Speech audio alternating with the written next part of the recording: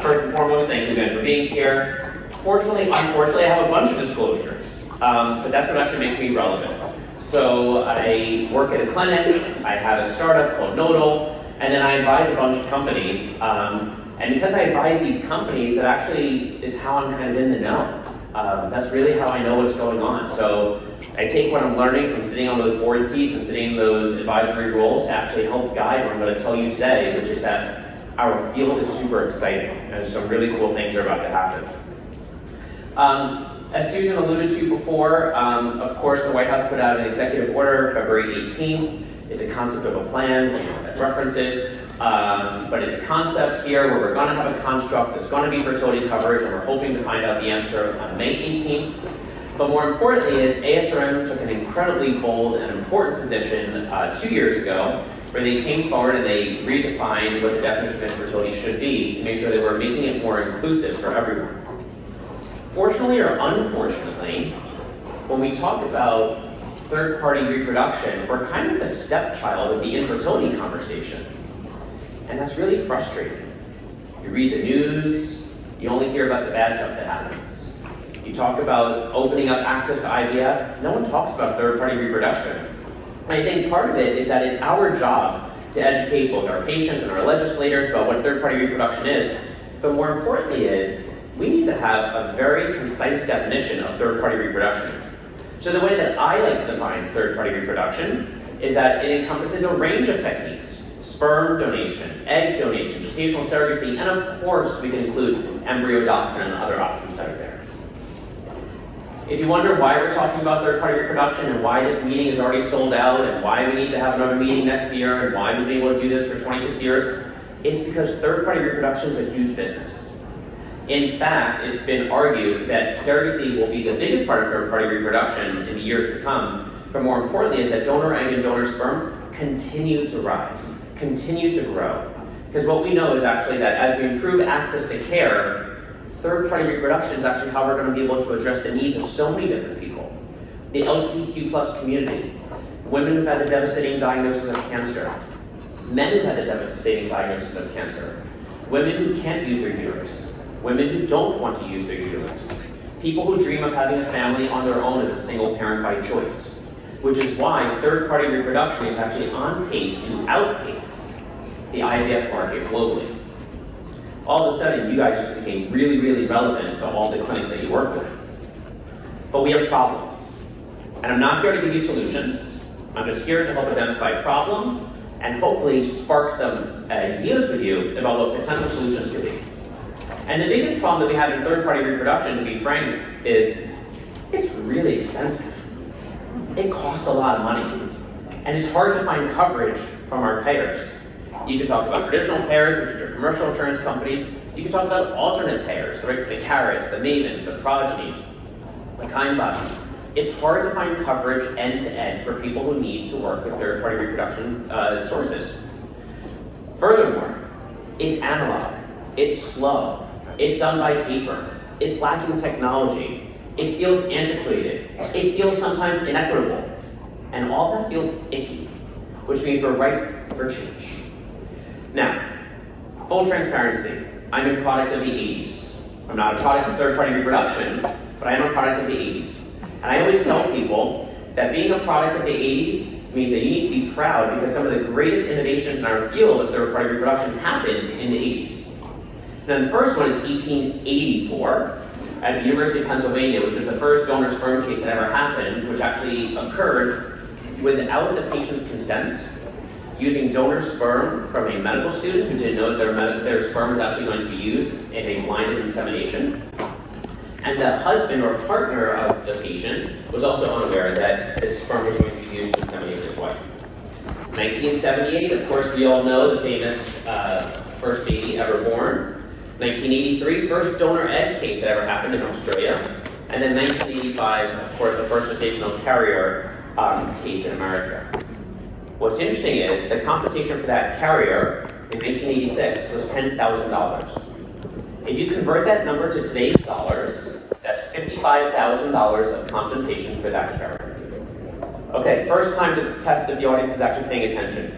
Raise your hands if $55,000 is a fair compensation for a first-time gestational surrogate. I'll say it. I think that's fair. So even though IVF has cost $25,000 since 1985, which if you think about it, actually IVF is getting cheaper over time, the compensation to carriers actually was on market 40 years ago. But what are the big innovations? Well, truth be told, when you think about the innovations in third-party reproduction, this is all we really ever talked about. Fresh eggs, frozen eggs, frozen embryos, fresh embryos. And it felt like cryopreservation was pretty much where the technology conversation ended. Well, today hopefully I'm going to spark your interest in other technologies besides just freezing, which is very cool. Okay, that's my one joke for the whole lecture, by the way. Besides freezing technologies, about what we can do for tech. Now, we talked about before, there's a lot of reasons why people pursue third-party reproduction. Medically indicated, medically non-indicated. And for those of you that need some reading material before you go to sleep, there's a paper that I wrote this October that came out in FNS talking about social surrogacy, liked by some, hated by many, in the middle for some. But I'm happy to talk about social surrogacy during tomorrow's breakfast panel if you'd like. But there's also changing family models, right? Single parents by choice. Age-related factors. There's a lot of reasons why. And in fact, the statistics support this. We know that approximately 16% of all the ART cycles that are being done are third-party reproduction. 21% of all the live-born infants born by IVF are third-party reproduction. That's 1 in 5. 50% increase in use of egg donors since 2010, and a 250% increase in the use of gestational carriers and for surrogacy across America in the last 20 years. But as we said before, it's manual, it's slow, and wait, I'm a doctor advocating for regulations. This typically is not on brand for us. But I would argue that due to the lack of regulatory setup that we have in this country, that we actually don't have the protections to actually scale this to the appropriate levels that we need to. So let's talk about this, the lack of global and domestic regulations. There's a lot of inconsistencies. Inconsistencies in our own country. Right, surrogacy laws actually started falling on the states. I practice medicine in the greatest place on earth, that's called New York City. I'm happy to welcome any of you to come visit it. But in New York, we only became surrogacy friendly in 2021 as a function of the budget of New York State by Governor Cuomo at the time.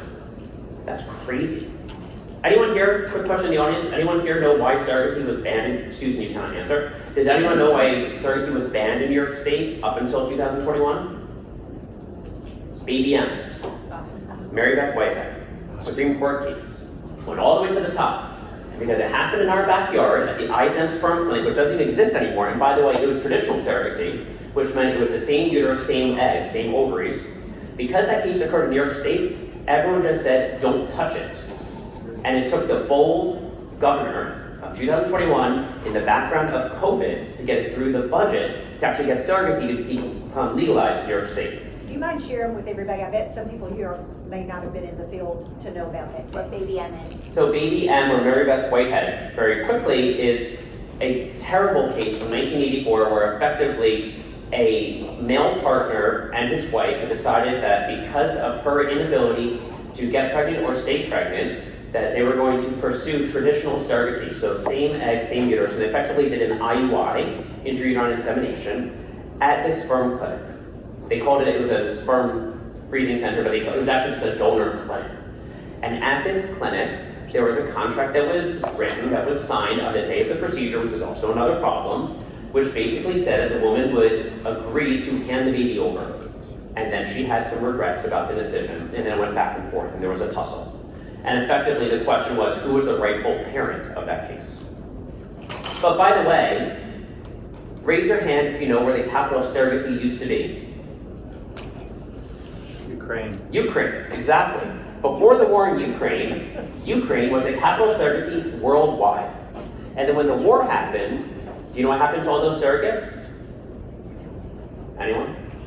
They ran to the closest state, or the closest country, which is Poland, which banned surrogacy. So they all ran to a place that banned surrogacy. And how do you actually take home the baby that's genetically yours in a place that bans surrogacy? You have to adopt it. And how do you adopt a baby in Poland? You have to be a landowner in Poland. How do you become a landowner? You find a bunch of real estate developers that are now willing to help all these Irish and Australian intended parents get some real estate that was overpriced, underdeveloped, and having the dream of getting their baby out. This is a global problem, talking about the lack of regulations and consistency across states and countries worldwide. Of course, there's other issues that have happened, right? Take a look at Mexico. Mexico right now is being touted as the place to go for cheap surrogacy. I would argue that you go to Mexico for cheap tacos and cheap tequila, but you should not be going there for cheap surrogacy. Because what's actually happening there is incredibly scary and murky, and that's putting it nicely.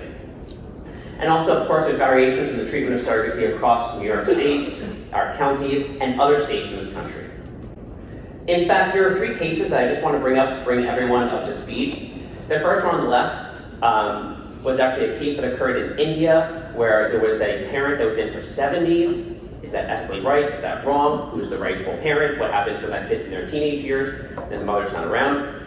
The case in the middle is actually one that I'm super proud of that I helped. This was a couple in New Jersey that couldn't afford to actually pursue traditional or classic, I would say, gestational surrogacy in the United States. Not traditional surrogacy, but it was classic surrogacy with a donor egg and a surrogate.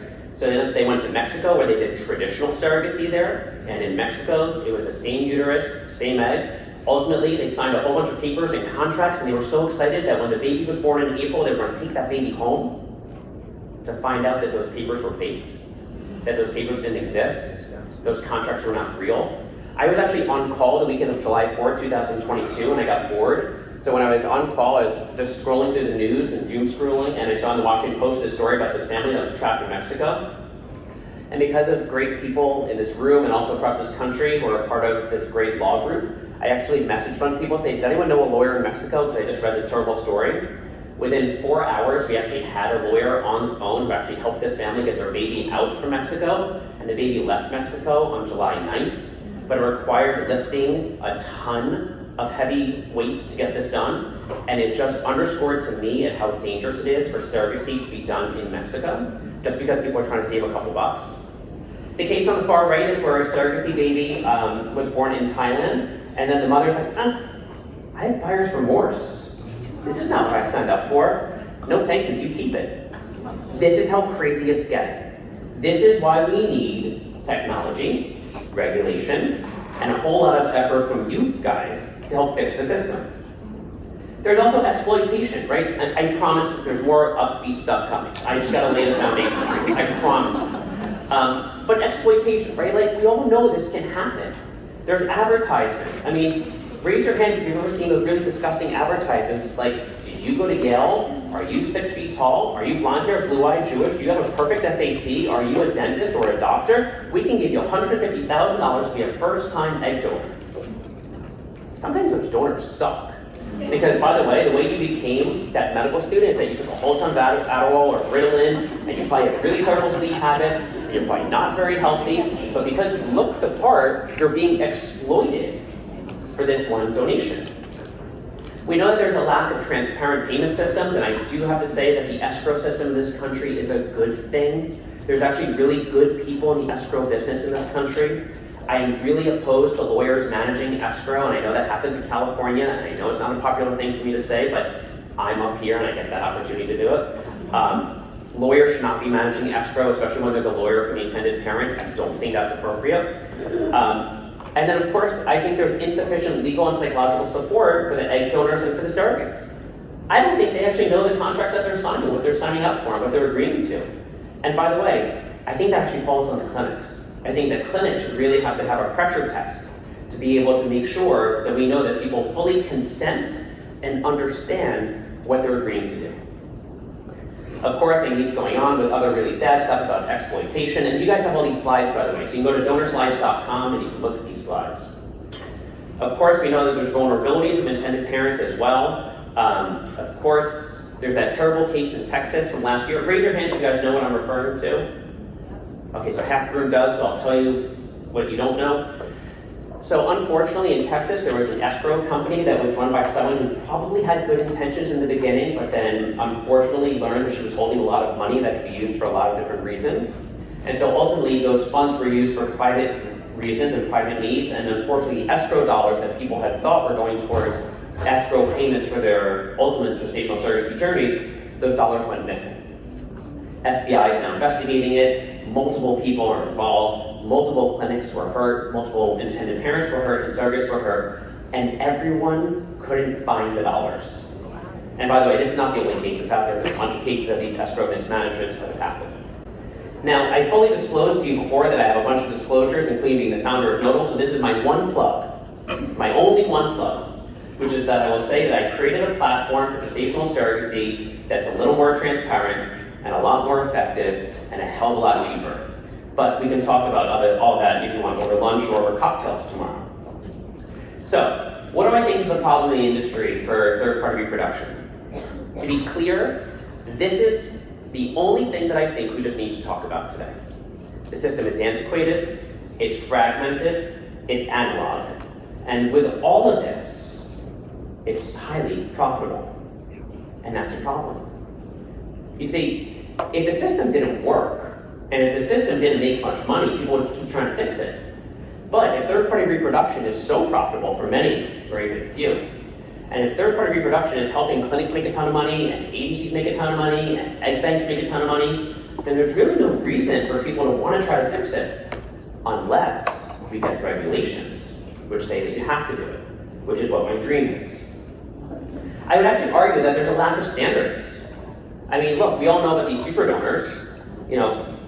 There have been super donors in New York. There's a guy named the Sperminator. He's been on the front page of the New York Post when it's a slow news series. There's a guy that you can find on Reddit or Craigslist or Facebook, I don't know how people find them, but they do, who will literally give you his sperm sample for free. He is creating donor-conceived children that don't know their own medical history. He's creating an open donation without all the protections of an open donation. He's creating a donation agreement without the contractual binding regulations that you need to have within those agreements. It's a problem. Of course, there are actually banks that have super donors. And this has happened in Europe, specifically. Father of hundreds gets sperm donation banned from Dutch court. Guess what? They found out that he actually moved to Sweden and he's doing it all over again. And by the way, I would argue that these super donors, this is a form of narcissism, that these men actually think that their sperm is so worthy of reproducing that they continue to donate over and over again. And by the way, if you want a really fun story, go look up the founder of the app called Signal. Telegram. Signal is one that our government has trouble with. Telegram's another app. So go look up the founder of Telegram. He has fathered over 100 children already from the south of France because he believes that he is so smart that the world would be a better place if he could help repopulate the world with his brain. By the way, his brain is not his sperm, but that's a whole other story. But I will also say there's currently an absence of accessible technology. And because of the lack of technology, this is amplifying the inequities that exist out there, and more importantly, is driving people to overpay for resources. Now, I'm not going to pick on any agency, even though it's easy to do. And I will say that when an agency is charging $500,000 for a gestational surrogacy journey, now everyone's eyebrows just went up. And by the way, it's not me. But when an agency is charging $500,000, what they're actually offering is a handheld solution, which almost feels like that should be the bare minimum. They're promising transparency. They're promising expedited communication, a fast process, a clean process, legal review. Like, this feels like it should all be part and parcel of just what you're going through. But people will overpay for that because they're scared. Because they actually don't know what they don't know. And because they don't know what they don't know, they just go with a name that they trust. And that's a problem. And of course, we all know that is outdated is how these processes occur. Okay, so another audience participation. Raise your hand if you allow a gestational surrogate to collect her own medical records in your program. You're all liars, because actually every program does this, right? So everyone's either tired, not listening to you, or just lying. I'll raise my hand, because it happens in our own program. It happens both in my clinic, it happens both with Nodal, it happens across the board. We allow patients to collect their own medical records. So let's just say that Susie, we're going to pick on, not picking on Susan, just a random surrogate Susie. Let's just say that Susie had a really complicated postpartum course. So her postpartum course was complicated by postpartum depression. So you ask her to go collect her medical records from her last delivery. What do we all ask for? Delivery notes. We don't ask for her postpartum visit. So she gives you her 3 delivery notes. You might be putting Susie at extreme harm and risk by getting her pregnant again. Even though she wants to go through gestational surrogacy without her actually having the protections and precautions to protect herself and her mental health for her postpartum period when she goes home with all the physiological changes of being postpartum, but goes home without a baby. We don't think about that, we don't talk about that, but that's what we're lacking right now. Actually, I would advocate for everyone in the room, the better way to look at medical records is to look at billing records. No clinic or hospital forgets to bill for a blood transfusion. No hospital or clinic forgets to bill for a NICU admission. There are objective measures that we can all take today to help ensure that we're actually collecting accurate and factual medical records of the people that we're putting at risk by getting pregnant. Okay, that was all the bad stuff. Now comes the good stuff. So, here comes the good stuff. First and foremost, technology can bring transparency, efficiency, and protection. We know that technology is out there, and of course, like AI is everything these days. It's kind of annoying that everyone says AI this and AI that, but the truth is, AI is going to help us. AI is going to help us read medical records. They're going to help us read billing records. AI is actually going to help us verify someone's medical history, that they are who they say they are. Because by the way, when a surrogacy journey goes south, who's responsible? The clinic. The last one to touch that embryo always takes the blame. And guess what? As an REI, I'm that guy on that other side of that transfer catheter more often than you would probably imagine. We're the ones taking all the liability. And as doctors, we actually don't think about that liability because we put trust into the system. So I do think the system's getting better. I do think that there's opportunities both for automated matching. I don't know if you guys have seen this technology yet. It's pretty cool. There's a company out there where you submit them a photo of your face and actually they'll help you find a donor that matches your facial structure. That's pretty cool. You can use AI to match people on ethnicity. You can use AI to match people on a whole bunch of stuff. Instead of looking at awkward, self-curated baby photos of donor sperms and a voice sample, like, that's weird. Like, no one's ever gone on a first date being like, let me see your baby photos before we go on a first date. But people somehow have a kid with that guy. I mean, go figure. Transparent payment methods, right? So our current banking system in our country, as we all know, is fraught with problems, right? How many times do you guys get spammed? How many times do you guys have like a fake billing something happen where, oh, you have a package from Amazon, just go fill this out?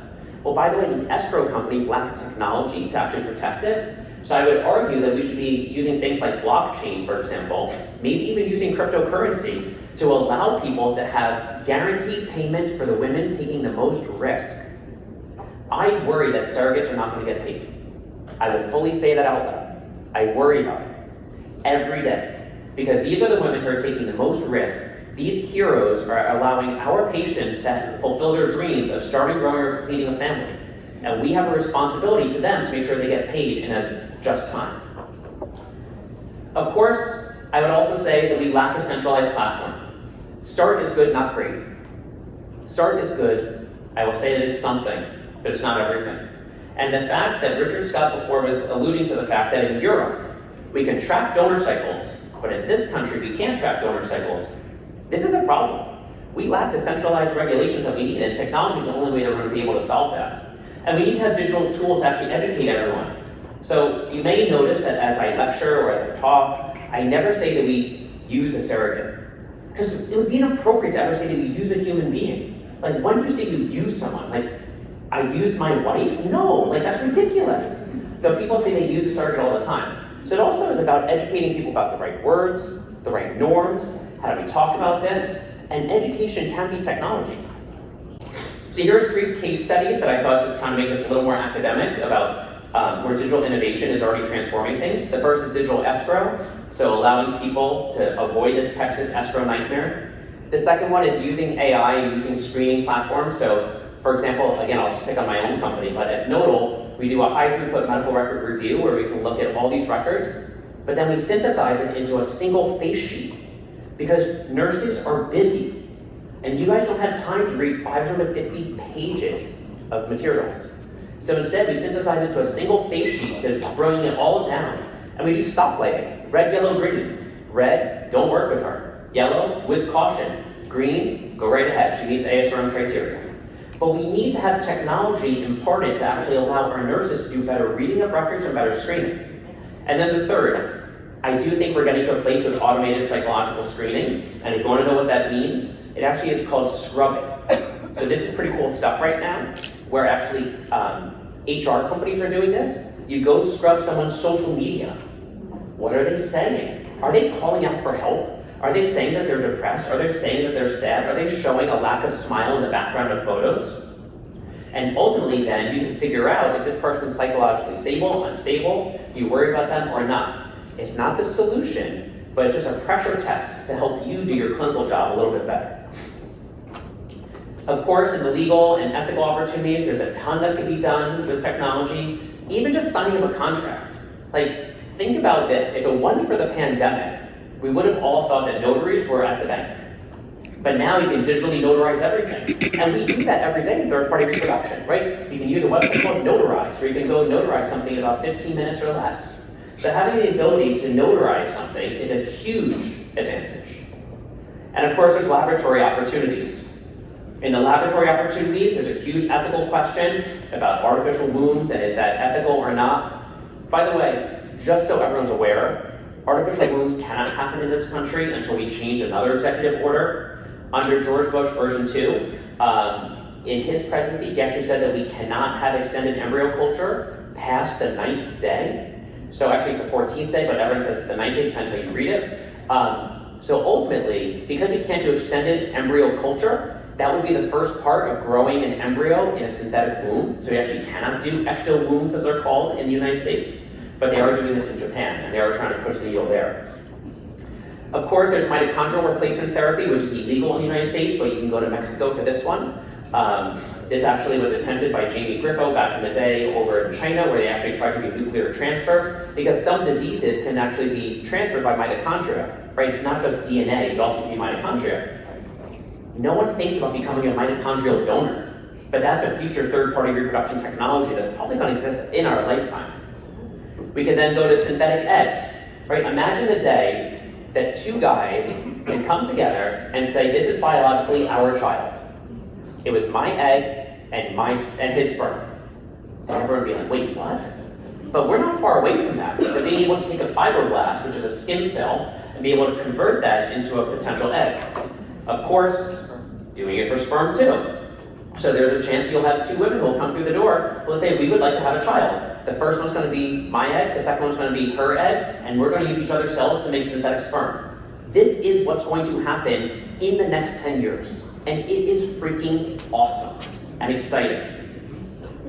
There's also this whole thing out there called embryoids. So the same way that Dr. Scott before was alluding that the ERA might have already had its day, I would argue that there's a really cool technology out there called embryoids, where now people can make a synthetic embryo and can do 12 different transfer protocols on your synthetic embryo to figure which one's the right protocol for transfer. Because I will tell you right now, I don't care which doctor you are, we're all good, not great. We're not perfect. No embryo has a 100% chance of success.